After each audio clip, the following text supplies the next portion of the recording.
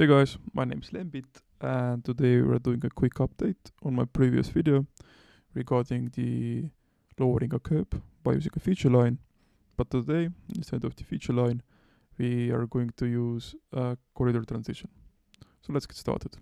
All you need is a subassembly that has a curb in it, and you should be able to change the fixed value of the curb height in the properties window. In this example, I have a carriageway with a sidewalk, which is separated by the curb itself. And on the right, you can see that I can change the curb height by giving it a fixed value. And in this example right here, we're gonna use the default height of 10 centimeters. So keep that in mind. So yeah, let's get started. Simply click on the corridor where you wanna do the transition itself. In the left corner right here, you can see corridor transition. You click on that. And as you can see, you can choose on which subassembly the transition is going to happen. In this example, we need the curb, so I'm going to click this one, carriageway with the sidewalk. As you can see, you have a list of things that I can make a transition with. So yeah, I'm gonna choose the curb height. And in this example, the default value in my subassembly was 10 centimeters. So doesn't matter if I click right here or slightly later. I mean, just before the transition, the default value are going to apply on the curb height. So keep that in mind. So yeah, let's get started.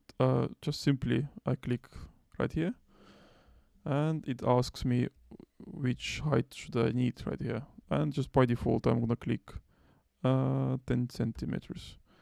Let's keep on going. Right here as well, I want it to be 10 centimeters. Right here, you can choose what type of the transition it's going to be. I usually use linear for curbs. Let's choose linear. Let's keep on going.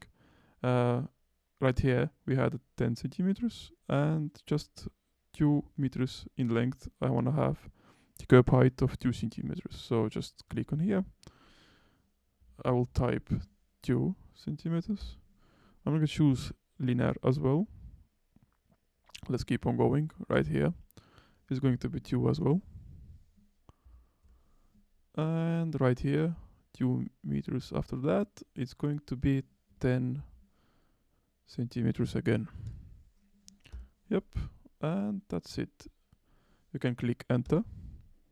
And as you can see in this window, you had multiple transitions. You can change the length of the transitions or start or end value or types anytime you want. So yeah, as you can see, it's all I needed. I just click apply.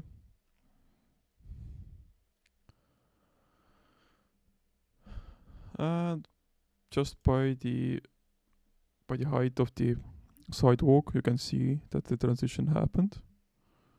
And on the right here, I have a section view. Let me show you that the transition happened. Right here it's 10 centimeters. 2 meters later, it's 2 centimeters. Let me move that event tab. And as you can see, the transition is happening. And simple as that, you can use this corridor transition set on anything that you want. For example, the widening corridors, heights, anything that you can see in the properties tab that you can change the value also can be done in the corridor transition. So yeah, have fun guys. See you next time.